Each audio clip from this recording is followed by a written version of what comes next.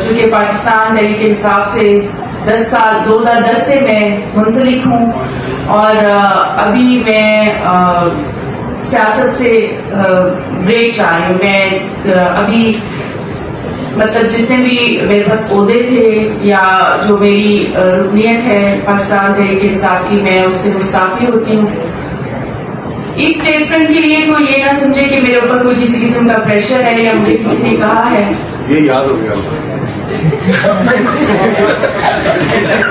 तो बस इतनी सी बात है। और मैं आप ये बता दें, एक छोटा सा क्वेश्चन है जिस जहां से आपने बात खत्म की है, ये जो आपको पर्ची देते हैं कोई इसमें स्पेलिंग स्कूलों का फर्क नहीं करते आप कि कोई स्पेलिंग का ही फर्क आ जाए?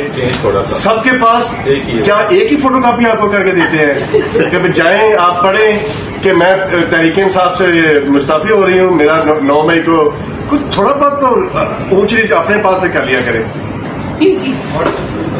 देखिए, ऊंच नीच की बात नहीं है। मेरे ख्याल में सच बोलने की कुछ थोड़ा सी जरूरत होनी चाहिए।